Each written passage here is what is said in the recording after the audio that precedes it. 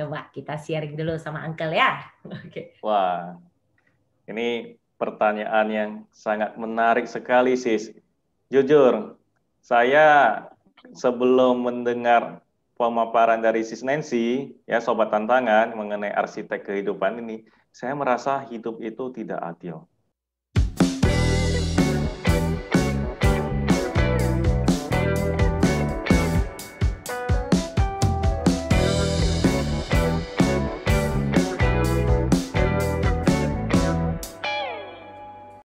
Selamat siang, Sis Nancy. Apa kabar? Selamat siang, Uncle. Kabarnya saat ini tentu sehat dong. Tapi kok ke depannya belum tahu ya. Wah, Sis Nancy ini selalu ceria ya. Wah, sangat energik dan ya sangat luar biasa. Senang sekali Sis Nancy bersedia untuk mengisi di tantangan hidup buat sobat tantangan semuanya. Nah, di hari ini ya, Sis Nancy mau sharing tentang apa nih, Sis? Pagi nih, kita mau bicara mengenai tadi kan Uncle ada bilang, bagaimana kabarnya pagi ini, hari ini. Nah, hari ini saya bisa bilang saya sehat, tapi besok-besok belum tentu ya kan. Demikian juga dengan kehidupan ini. Jadi saya mau mencoba mengajak teman-teman tantangan ya, bagaimana sih kita mencoba mendesain kehidupan kita. Nah loh, jadi judulnya adalah Arsitek Kehidupan.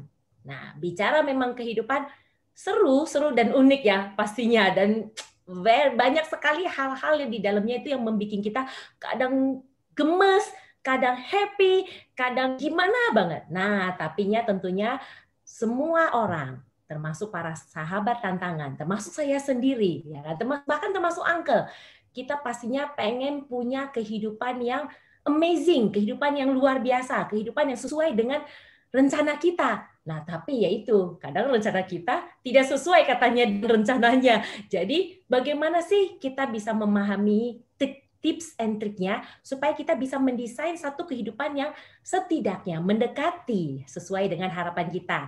Nah, contoh nih, seperti sekarang nih, kalau dibilang nih tentang rumah ya, tentang rumah atau tentang bicara tentang arsitek, berarti kan kita pahami ini adalah rumah atau desain atau ibaratnya tuh seperti ruangan ya. Nah, contoh seperti ruangan nih, saya dikasih satu ruangan.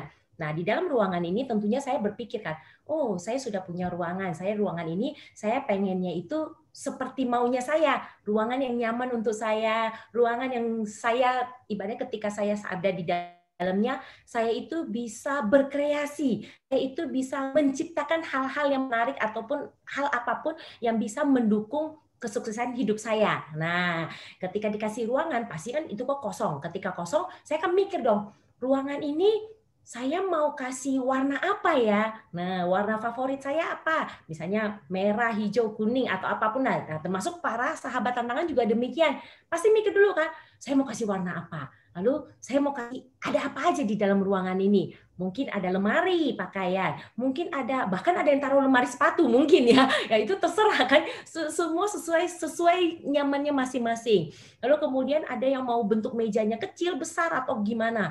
Nah, terus ada juga yang mau dikasih lukisan, atau bahkan ada yang mau dikasih foto-foto apalah macam-macam.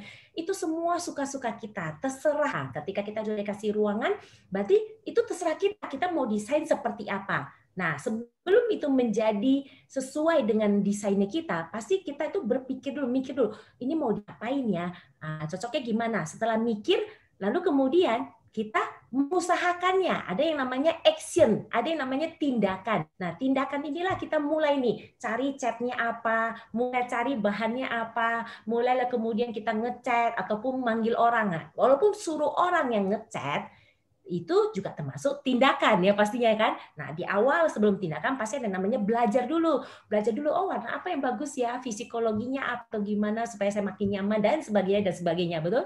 Nah, kalau Anda suka warna hitam, lalu tiba-tiba ruangan Anda kasih warna hitam ya, tanpa kebijaksanaan, tanpa pembelajaran, ya oke, ruangannya jadi warna hitam sesuai yang Anda mau. Tapi coba pertimbangan deh. Ketika Anda belajar di dalam ruangan yang warna hitam, dengan kurangnya pencahayaan, apakah Anda nyaman?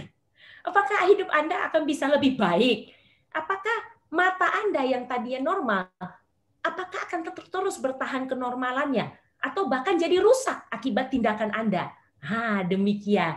Jadi kita mendesain ruangan kita itu juga kita perlu belajar. Juga kita perlu perhatikan faktor-faktor lainnya. Supaya apa sih? Supaya ruangan ini bisa benar-benar mendukung kehidupan kita, mendukung kesuksesan hidup kita. Demikian juga dengan kehidupan kita. Kita ini sudah terlahir ke dunia ini. Ibaratnya itu seperti ruangannya tadi, sudah disiapkan. Semua itu, semua orang punya hak yang sama, punya kehidupan, punya ibaratnya itu kapasitas ataupun hak. Katanya ini ya, Pak Andri Wongso itu saya suka banget ya, kami motivator nomor 1 di Indonesia, katanya sukses is my right. Sukses itu adalah hak kita. Berarti itu hak semua orang, siapapun dia, betul? Tidak terlepas mau bentuk kayak gimana, mau terlahir dalam keluarga seperti apa atau apapun, itu haknya dia. Jadi ibaratnya itu kita sudah diberikan oleh Yang Maha Kuasa kehidupan ini, berarti itu ruangan kita. Kita mau desain seperti apa, itu hak kita. Nah, disinilah kita perlu untuk belajar. Nah, ketika saya waktu kecil, saya banyak ibaratnya pemikiran hal seperti ini.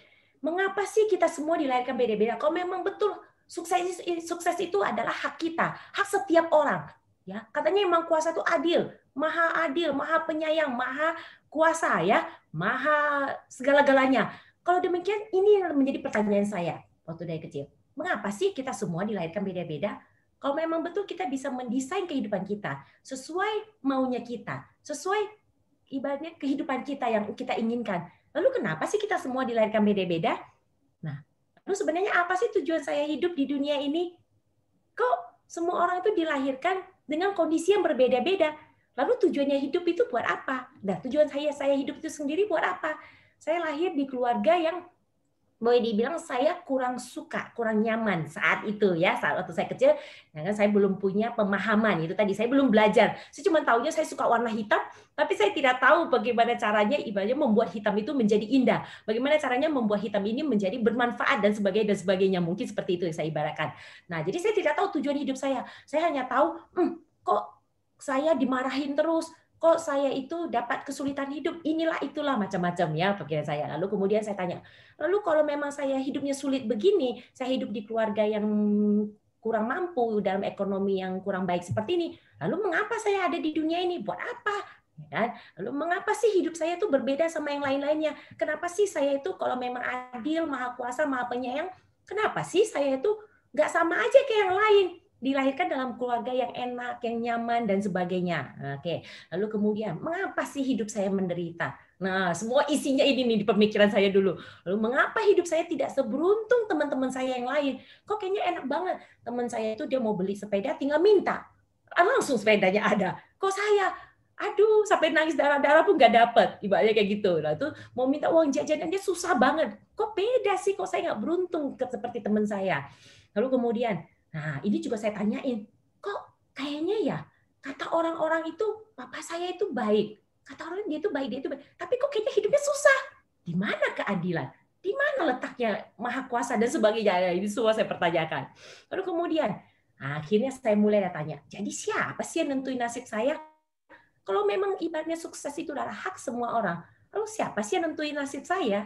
Nah, terus saya nanya, apakah benar nasib saya itu bisa dirubah? Nah, ini saya dulu tuh berkutat sama ini semua. Ya, saya berkutat sama ini. Jadi akhirnya saya pusing sendiri. Nah, bagus juga. Teman-teman juga demikian nih, para sahabat tantangan. Kalau Anda sekarang di posisi titik, boleh mau titik yang rendah ataupun terendah sekalipun menurut Anda dalam hidup Anda saat ini, enggak apa-apa. Saat ini lagi kondisi pandemi begini, Anda bingung seperti saya yang saya alami saat itu, nggak apa-apa, itu tanda bagus. Kenapa? Ketika kita bingung, kita mau belajar, kita mau berusaha, kita mau nonton seperti ini, betul ya? Kita mau sharing seperti ini. Coba kalau hidupnya lagi nyaman-nyaman, lagi enak-enak, wah, nggak bisa, nggak kepikiran tuh mau belajar, nggak kepikiran tuh mau nonton tantangan hidup atau apapun. Setuju ya teman-teman ya? Oke, saya lanjut. Nah, ini kita semua dilahirkan berbeda-beda. Teman-teman pasti setuju ya. Contohnya nih, orang yang terlahir di dunia ini, siapapun dia, lihat deh, di negara manapun dia terlahirkan, semua beda. Bahkan dibilang, enggak kok Bu, ada yang sama. Contohnya itu orang kembar. Iya, betul. Kembar sama. Sama apanya dulu nih? Ruangannya bisa sama. Kehidupannya sama, betul. Bentuk mukanya sama. Bentuk ruangannya bisa sama. Mungkin sama-sama bulat, sama-sama kotak, atau persegi panjang, atau ukurannya mungkin sama. Tapi, isinya sama nggak? Desain di dalam ruangannya sama nggak? Bisa beda, ya kan? Bahkan anak kembar sekalipun, walaupun dari kecil berusaha disama-samain sama orang tuanya, pakai baju sama, pakai ini sama, tas sama dan sebagainya sama, tapi tetap dari mereka masing-masing pasti punya kepribadian yang berbeda. Pasti mereka juga nggak mau disama-samakan sama orang lain. Kayak kita aja coba, mau nggak sih kita disamain sama orang lain, sama saudara kita namanya apa? Tentunya kita mau menjadi sesuatu yang lebih beda, yang ibarat itu yang mungkin lebih keren atau lebih apa. Intinya kita nggak suka, manusia itu umumnya nggak suka disama-samakan, betul ya? Nah, terus kenapa sih ada yang lahirnya itu wah sehat banget, bahkan sampai tua itu tuh punya tubuh yang bagus, yang keren. Bahkan konon ya katanya itu saya lagi kemarin tuh lihat di YouTube itu lagi viral banget ya. Ada kakek-kakek yang umur 80-an, namanya maaf saya kurang ingat. Jadi dari China. Jadi keren banget. Umur sekitar 80-an lebih itu ya dia menjadi pragawati. Apa yang di catwalk itu jalan tuh kan kalau modeling ya, model ya. Itu model kalau model cewek saya tahunya itu model cewek. Jadi itu kayak pragawati kayak gitu ya. Kalau cowok ini berarti pragawan ya. Ya, model cowok. Jadi bisa jalan di catwalk. Bayangkan 80 lebih. Coba kalau kita pikir secara akal normal, jadi nggak bisa ngomong akal sehat ya, sehat nggak sehat nanti kita yang tentuin sendiri. Akal normalnya, yang basicnya, yang umumnya, orang kan akan mikir standar normalnya, orang mikir, udah tua, mana mungkin sih bisa badannya oke, tubuhnya keren, jalan lagi di catwalk, jadi modeling lagi. Nah, oke. Coba ya, kok bisa? Tapi ada buktinya kan. Lalu yang katanya umur udah 80-an tuh, ya ini nenek-nenek, bahkan bisa menyeberang melewati sama apa tuh laut tuh. Nah, itu saya juga lupa namanya, tapi itu ada semua. Silakan Anda cari ya. Oke, sebentar.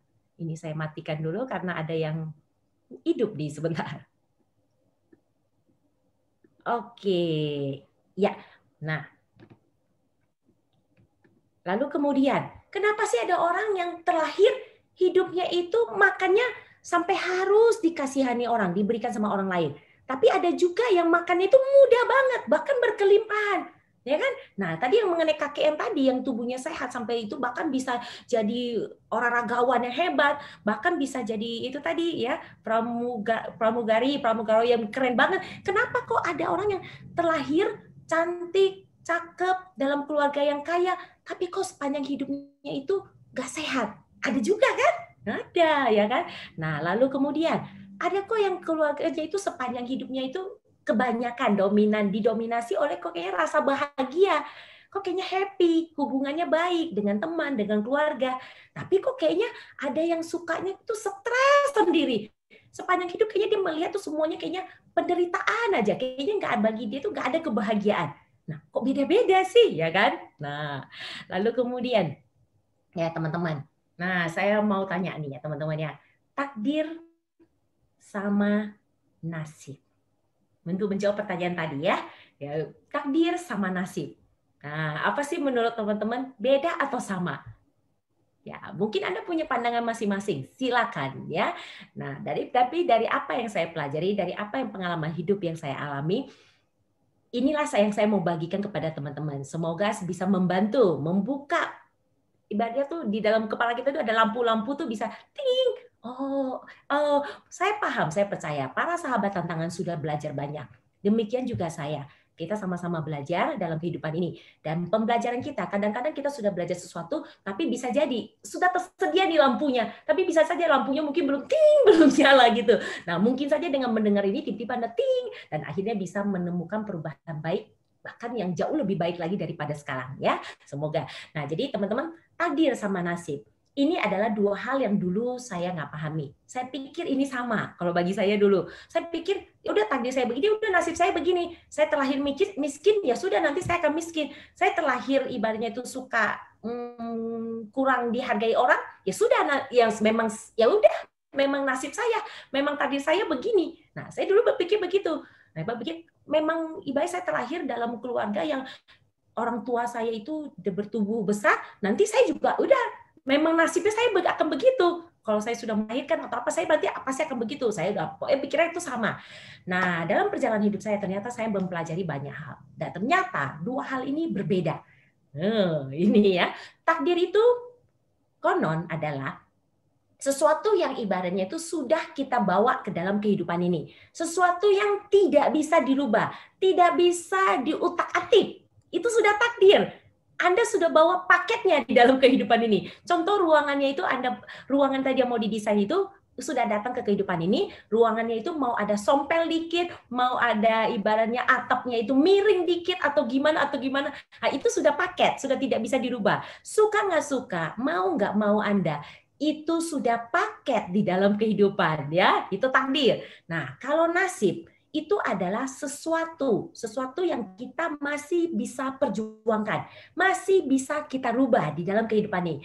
Nasib ini, jadi boleh dibilang diasosiasikan adalah desain yang di dalam ruangan ini. Nanti ruangan ini mau menjadi seperti apa, rumah betul bisa rumah, tapi kata rumah itu bisa macam-macam model, betul ya? Dengan pekarangan yang berbeda atau tidak ada pekarangan yang, bahkan rumah yang di bangunan yang bertingkat seperti apartemen, itu aja bayangkan, setiap petak itu, ruangannya itu, contohlah anggapnya ruangannya itu yang di dalam apartemen adalah 10 kali 5 meter. Sama semua, tapi coba Anda masuk ke dalam setiap ruangan. Berbeda kan?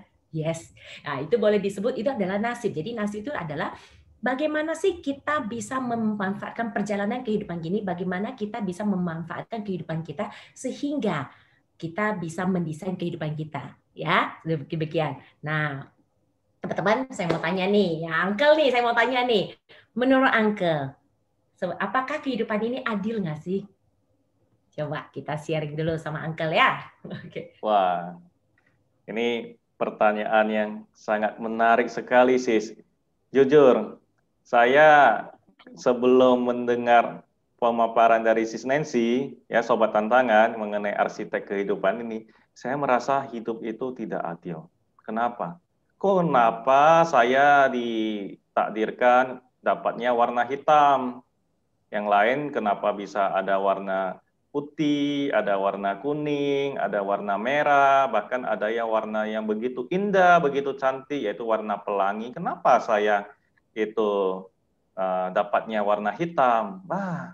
Hidup ini mah nggak adil. Tapi setelah mendengar ya pemaparan dari Sis Nancy, saya mulai berubah ini, Sobat Tantangan. Saya merasa hidup ini sebenarnya bukan tidak adil ya. Mungkin ada adilnya juga. Tergantung bagaimana kita mendesain.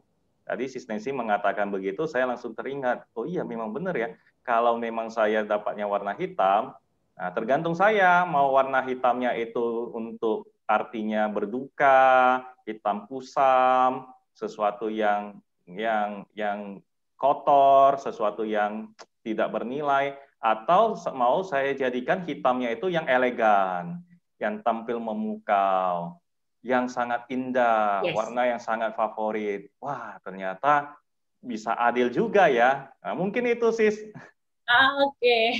Jadi sama ya, Uncle ya. Kita dari kecil juga begitu ya, mengalami yaitu banyak pertanyaan, dilema di dalam diri kita. Hidup ini adil nggak sih? Kok begini, kok saya beda sama yang lain, kok ini, kok saya hitam, kenapa dia putih? Itu warna kulit.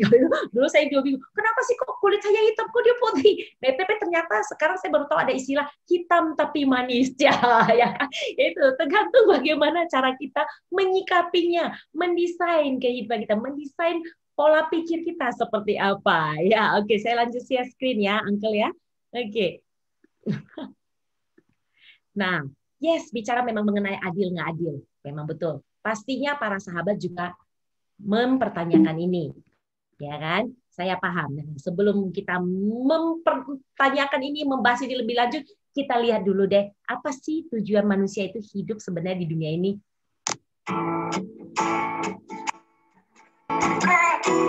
Semua orang pasti ngalamin ini ya, terlahir menjadi bayi dulu ya, nggak ada yang langsung gede ya, pasti ngalamin.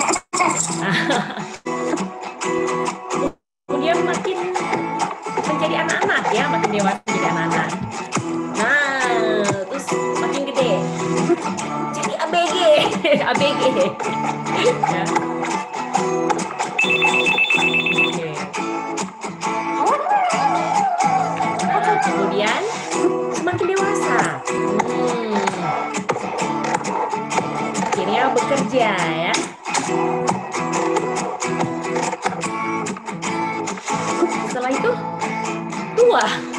tua setelah ini?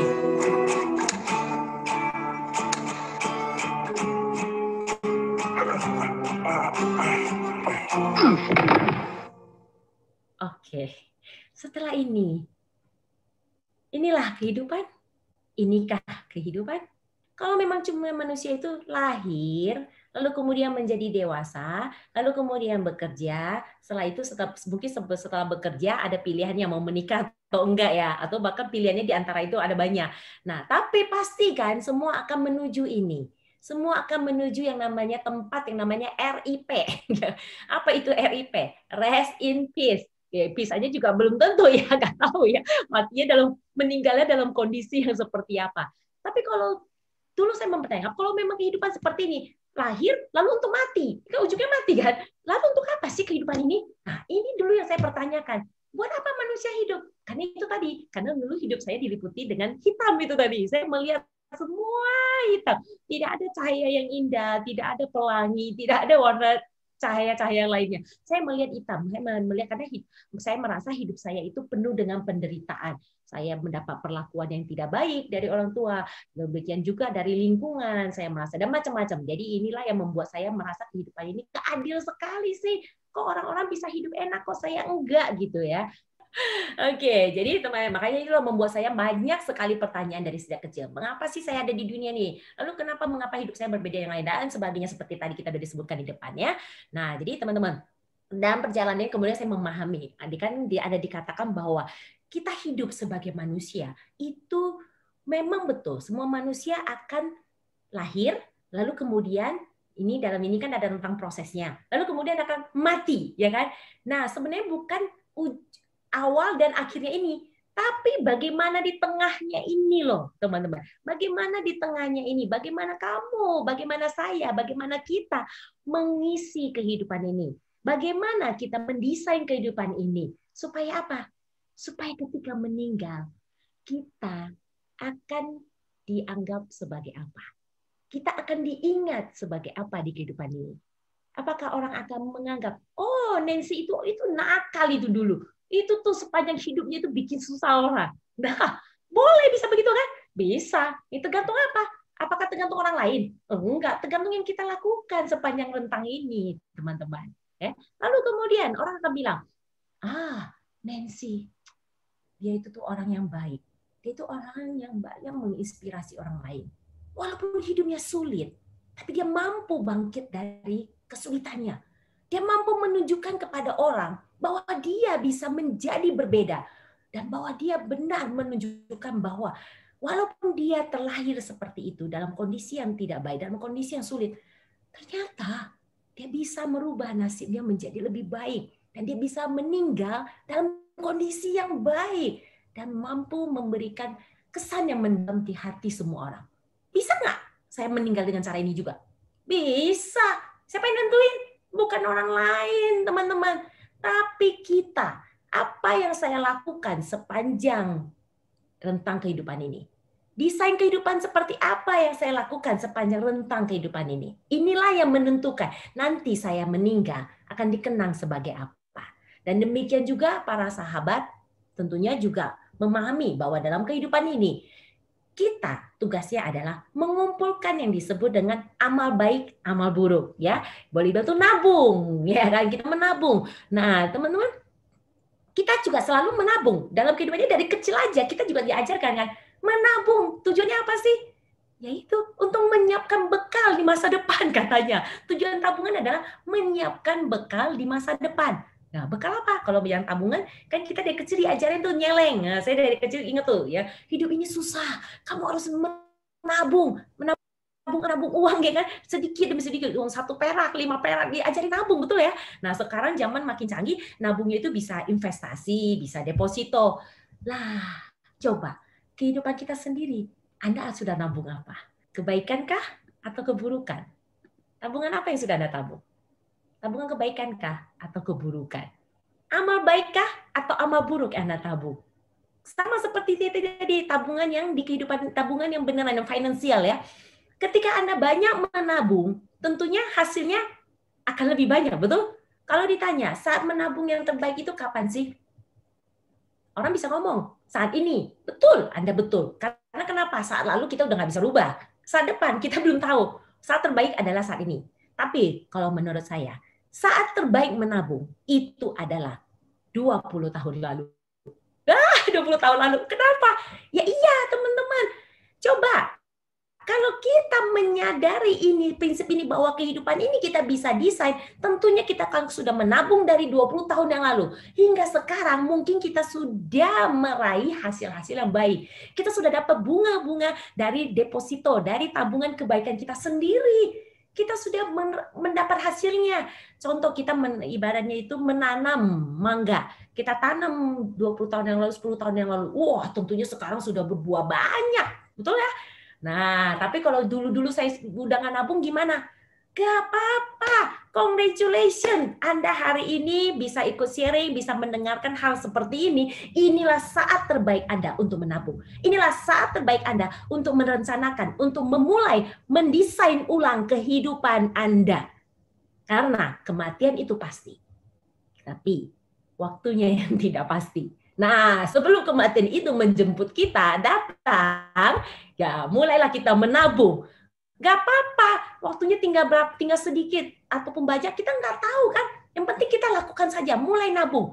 Kalau memang apa yang kita tabung ini sekarang tidak bisa bermanfaat untuk kita belum bisa ambil buahnya, nggak apa-apa. Karena ada tuh anak cucu kita, ada tuh saudara kita yang bisa meraih, bisa mendapat manfaat dari hasil tabungan kita, hasil desain kita, hasil yang sudah kita lakukan sepanjang rentang kehidupan ini, ya. Oke, jadi mulailah menabung, ya. Oke, menabung apa sih? Amal baik. Nah, teman-teman bicara adil nggak adil, ya. Coba deh, kita lihat teman kita yang luar biasa ini, guru saya, teman saya, sahabat saya. Saya ngakunya gitu, tapi dia belum tentu, karena belum kenal sama saya. Kalau saya kenal dia, karena dia adalah orang yang terkenal, orang yang sangat menginspirasi. Namanya Nick Vujicic, ya. Ini Anda pasti tahu, kalau saya kenal dia dari toko buku ya, saya tahu dia dari toko buku dan dari YouTube. Ini keren banget, sangat menginspirasi banget. Nih adalah seseorang terlahir ke dunia ini dengan takdirnya yang tidak punya tangan, tidak punya kaki. Nah, kalau Anda mau bertanya tentang adil nggak adil kehidupan ini, teman-teman, coba deh renungkan seorang Nick. Masih pantas nggak kita bilang, hidup saya nggak adil, hidup saya cuma hitam doang. Anda coba lihat nih, ya, seorang nih, dia terlahir dengan kondisi seperti ini. Dia bilang, dengan pola pikirnya, dia bilang, saya punya pilihan untuk marah kepada Tuhan, kepada Yang Maha Kuasa, atas apa yang tidak saya miliki. Oke? Tapi saya masih punya pilihan untuk berterima kasih atas apa yang masih saya miliki. Lihat. Pola pikir yang berbeda, menghasilkan desain yang berbeda. Demikian juga seorang arsitek. Dengan pembelajaran, semua bisa belajar di kelas. Makanya kenapa itu di kelas? Semua orang bisa belajar materi yang sama. Betul ya? Semua orang bisa belajar materi yang sama. Matematika, fisika, desain, atau apapun itu. Bisa belajar materi yang sama. Tapi hasilnya kenapa berbeda? Ya, tergantung bagaimana kualitas diri Anda. Bagaimana Anda mendesainnya, bagaimana Anda menuangkannya dalam desain, dalam wujud nyata. Demikian juga seorang Nick, dia sudah dapat kotak kehidupan dia sudah dapat ruangan kehidupan dia, walaupun dengan keterbatasan yang dia miliki. Tapi lihat, dia mampu dengan pola pikirnya, membuat kehidupannya menjadi berbeda. Nasib dia tentunya bukan. Yes, inilah yang menjawab pertanyaan juga mungkin masih keraguan teman-teman tadi, takdir sama nasib ya. Lihat. Takdirnya boleh dia terlahir seperti ini, tidak punya tangan, tidak punya kaki, ya. Tapi nasib dia, nggak ada yang bilang nggak punya tangan, nggak punya kaki. Secara hong shui, secara apa, secara apalah, udah pasti maaf ya hidupnya nggak beruntung lah, hidupnya nggak bisa sukses. Lihat, ini mematakan itu semua, betul? Siapapun Anda, dimanapun Anda kondisi saat Anda saat ini, di titik terendah pun Anda merasa Anda saat ini. Tapi ketika Anda memutuskan, Anda mau belajar dan Anda mau berubah, maka nasib Anda bisa lebih baik dan pasti saya jamin 100% Anda akan jauh lebih baik daripada kehidupan Anda sekarang. Yang penting itu Anda mau belajar dan Anda mau latihan, Anda mau berubah gitu ya. Oke, nah ini ada pesan dari Nick. Ini video ini saya jamin, saya yakin Anda pasti sudah tahu karena Nick ini cukup fenomenal ya. Ini memang sumber inspirasi. Tapi di dalam video ini ada hal yang ingin saya sampaikan kepada teman-teman. Jadi karena video ini durasinya cukup panjang 5 menit, ya supaya Anda bisa dapat poinnya langsung. Ya ini saya akan skip aja. Oke. Beautiful. But honestly, along the way you might fall down like this. Ready? Dalam perjalanan kehidupan, semua orang masih terjatuh. Hello. So what do you do when you fall down? Get back up. Everybody knows to get back up, because if I start walking, I'm not going to get anywhere. But I tell you, there are some times in life where you fall down and you feel like you don't have the strength to get back up. Do you think you have hope? Because I tell you, I'm down here, face down, and I have no arms, no legs. It should be impossible for me to get back up, but it's not. You see, I will try 100 times to get up, and if I fail 100 times, if I fail and I give up, do you think that I'm ever going to get up? No. But if I fail, I try again and again and again. But I just want you to know that it's not the end. It matters how you're going to finish. Are you going to finish strong? And you will find that strength to get back up like this.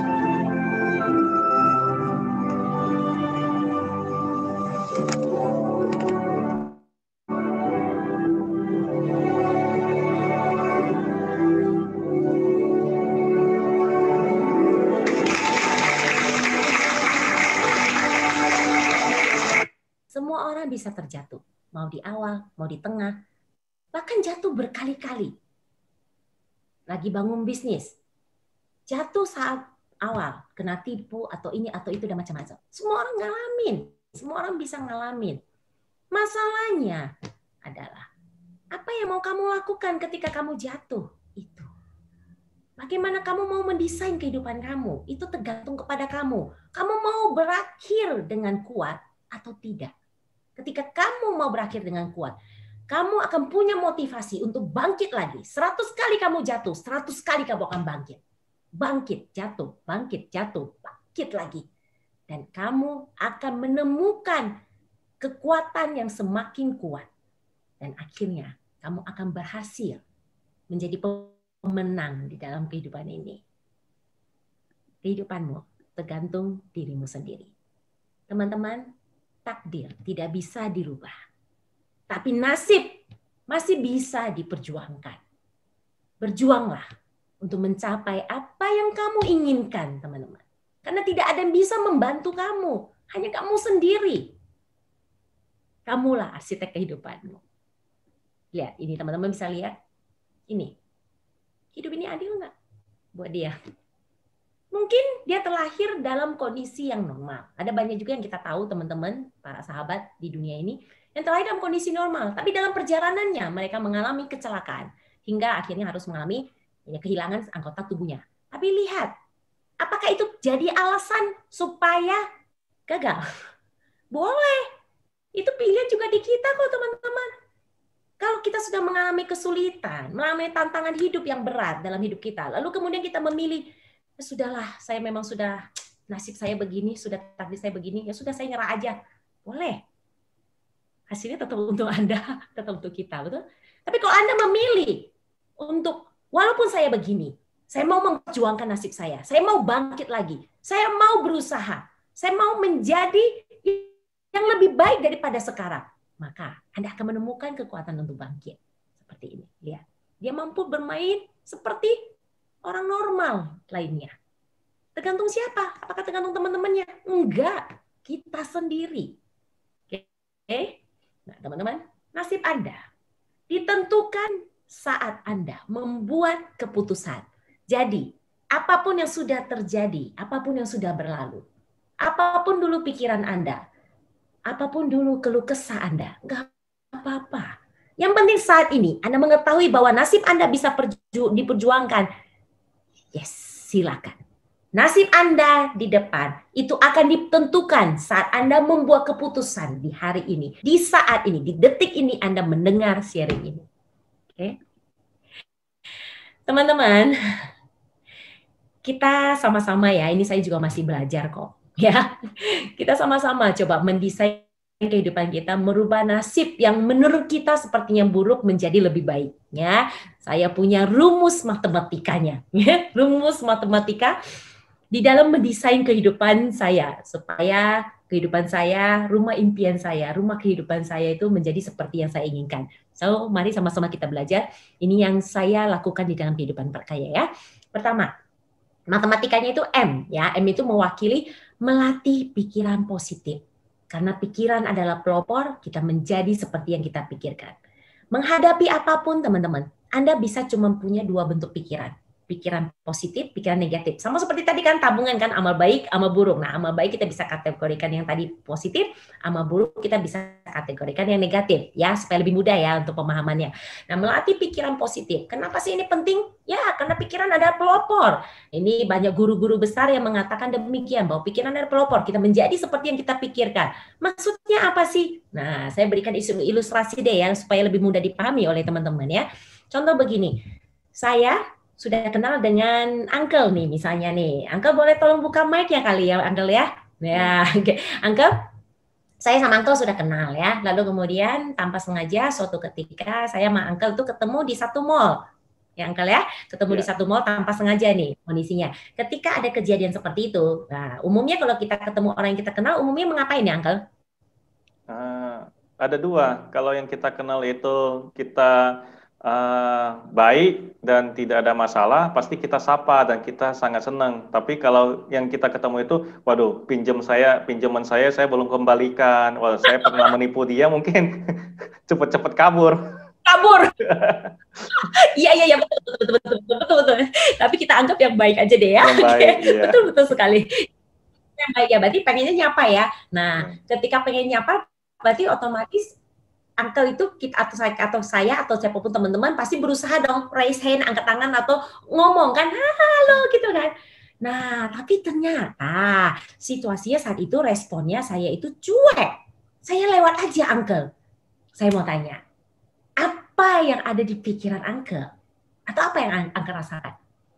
Bisa bermacam-macam. Satu, waduh, sepertinya Sis Nancy ini sombong ya, orangnya tidak mau, atau satu sombong, kedua mungkin lagi punya masalah, yang ketiga mungkin lagi buru-buru dan macam-macam. Jadi banyak kan pikiran negatif ya yang muncul ya.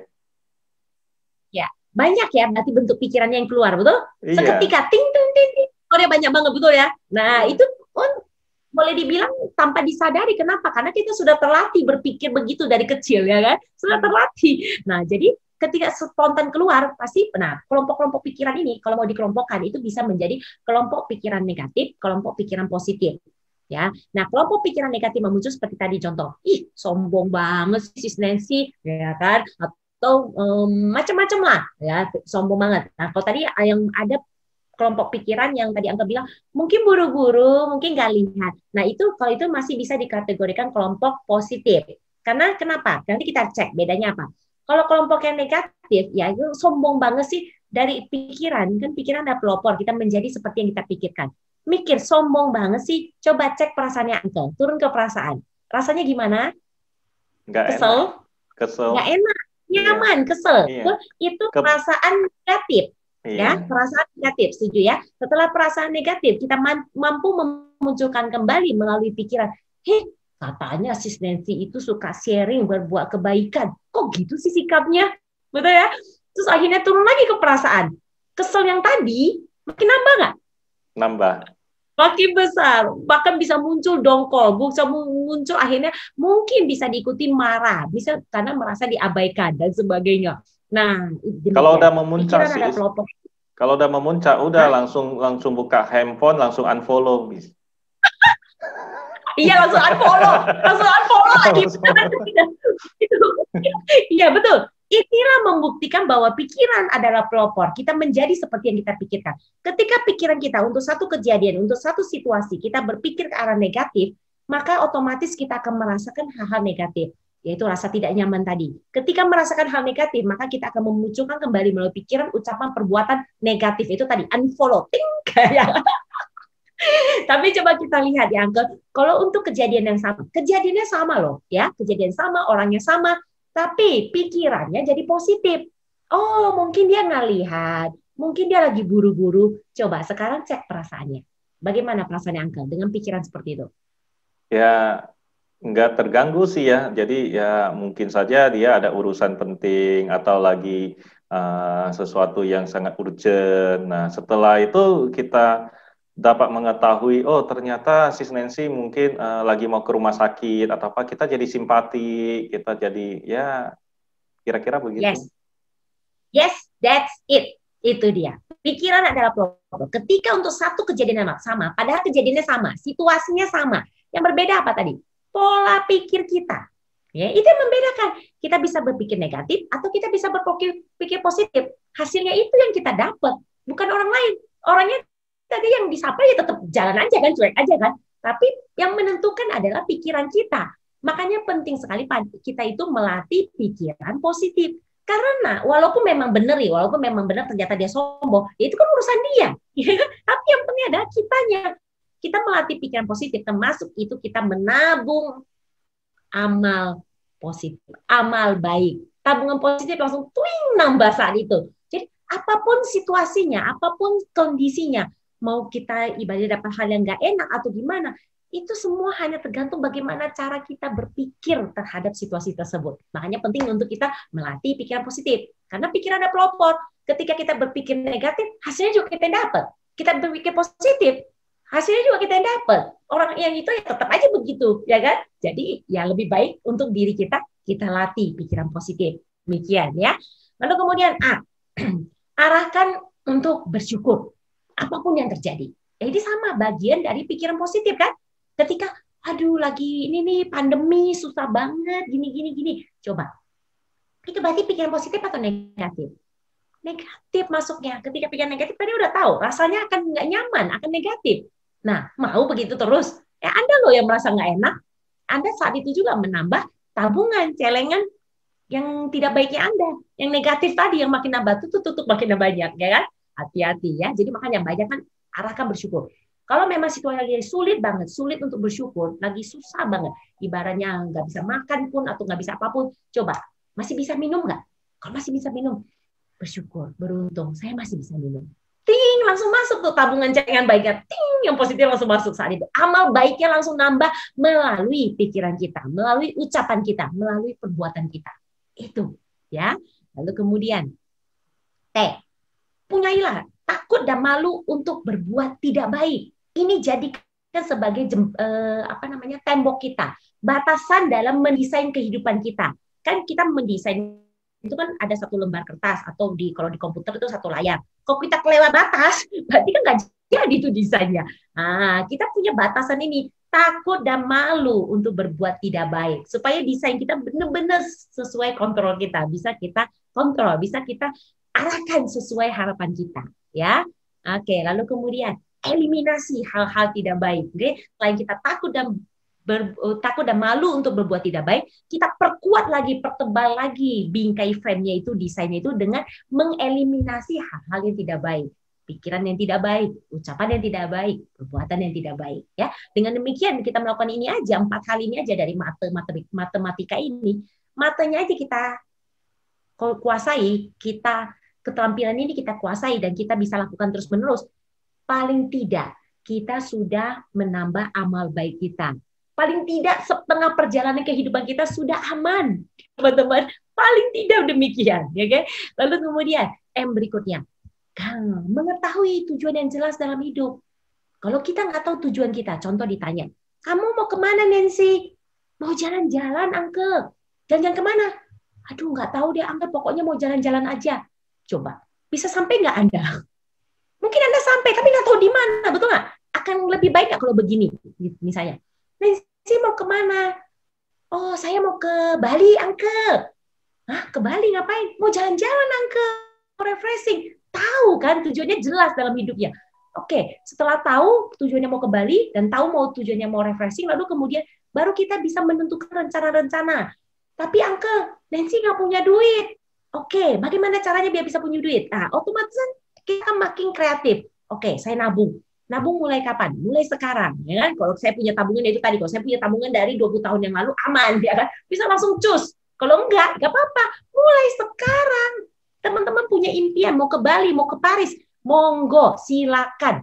Tentukan tujuan yang jelas dalam hidup Anda. Setelah itu, mulailah Anda bekerja untuk mewujudkan itu tadi, ya kan? Nanti di dalam perjalanan terjatuh, nggak apa-apa. Seperti Mr. Nick tadi, ketika Anda jatuh, pilihannya Anda mau tetap di bawah atau Anda mau bangkit.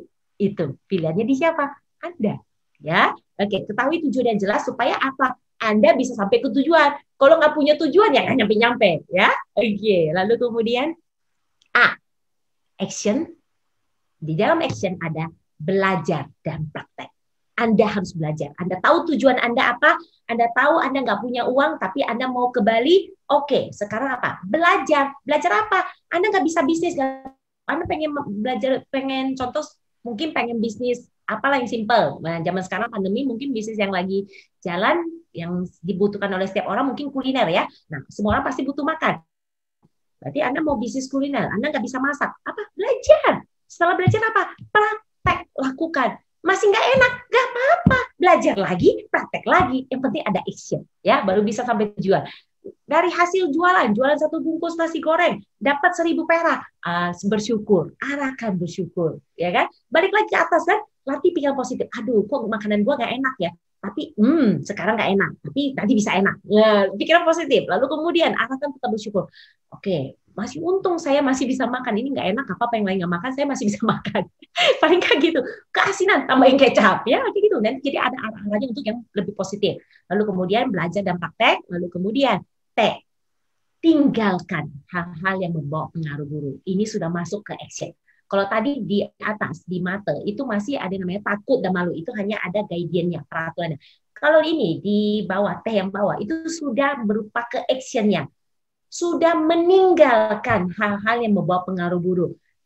Mohon maaf, termasuk teman-teman yang membawa pengaruh buruk. Ya, itu harus ditinggalkan. Termasuk apa? Kebiasaan-kebiasaan kita yang buruk. Apa? Rasa malas, rasa bosan, rasa yang tidak mau berjuang, dan sebagainya. Termasuk pikiran negatif. Itu kebiasaan buruk nggak? Iya. Hal yang membawa pengaruh buruk nggak buat kita? Iya. Termasuk. Ya, tinggalkan hal-hal yang membawa pengaruh buruk. Nah, kemudian I-nya, isi waktu. Setelah kita tinggalkan itu, tentunya kita harus berpikir gimana sih caranya kita mengisi waktu kekosongan tadi. Isi dengan hal-hal positif. Caranya gimana? Nonton tangan hidup ya. Ini banyak di YouTube, Anda cari episode 1 sampai sekarang sampai nanti akan ada terus ya. Tongkrongi, nonton, isi waktu dengan hal positif. Bahkan nanti akan Anda bisa action, belajar dan praktek terus. Oke, lalu kemudian K, cari komunitas positif. Ya, cari komunitas positif. Dengan mencari komunitas positif Anda sengaja mendekatkan diri dengan orang-orang positif dan baik, dan dari mereka Anda akan belajar banyak hal, dan bahkan bukan tidak mungkin Anda akan dapat peluang bisnis. Anda tadi mau masak, mau kuliner, tentunya dengan Anda kenal komunitas positif, mereka akan support Anda. Beda kalau ketika Anda berada di komunitas negatif, Anda akan dicela, Anda akan dihina, Anda bahkan akan dimanfaatkan. Tapi kalau Anda berada di komunitas positif, tentunya Anda akan didukung, Anda akan disupport, bahkan teman-teman yang baik juga akan membantu membeli dari Anda. Betul? Yes. Ya. Oke. Lalu kemudian terakhir, pastinya harus action. Ya. Harus action lagi. Belajar lagi, praktek lagi. Belajar lagi, praktek lagi. Demikian ya. Oke. Nah, teman-teman, dalam perjalanannya, ketika Anda mendesain kehidupan Anda, ya, ketika Anda merasa mau menyerah ke mimpi hidup Anda, paksalah diri Anda untuk terus bekerja setiap harinya, setiap minggunya, setiap tahunnya. Kamu akan terkejut sama seperti saya. Ya, kamu akan terkejut akan apa yang akan terjadi ketika kamu tidak menyerah. Ya, seorang Nick sudah membuktikan ini, rumus ini. Ya, Anda silakan, bukan sendiri untuk diri Anda, kehidupan Anda. Nah, teman-teman, saya mau ajak teman-teman untuk refleksi, introspeksi untuk melihat ke dalam diri kita sendiri. Oke, teman-teman, di antara teman-teman siapa yang mau hidupnya menjadi lebih baik, lebih bahagia? Lalu dari pembahasan tadi, sekarang Anda bisa mulai berpikir, Anda bisa mulai menganalisa siapa yang bertanggung jawab sebenarnya atas hidup kita sendiri.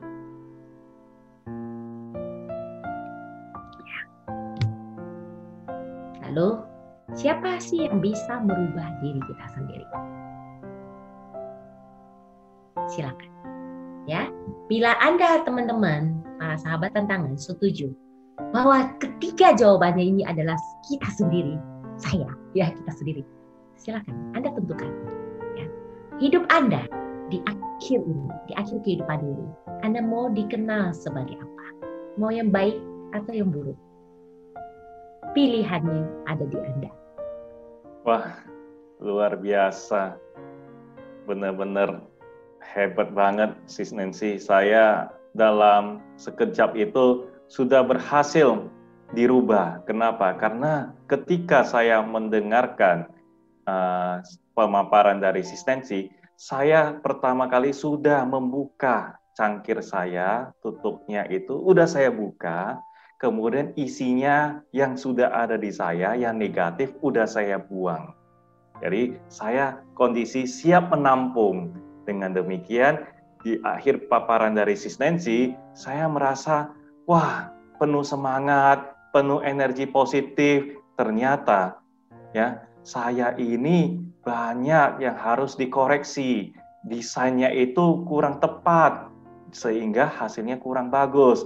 Nah, dengan demikian kita belajar dari pemaparan ini, saya merasa, wah ini banyak yang bisa saya rubah, saya tata kembali sehingga desain dari kehidupan saya, rumah kehidupan saya itu bisa indah, sehingga keluarga saya, orang-orang terdekat dengan saya, semuanya bisa menikmati keindahan yang terpancar dari apa yang ingin saya lakukan setelah hal ini.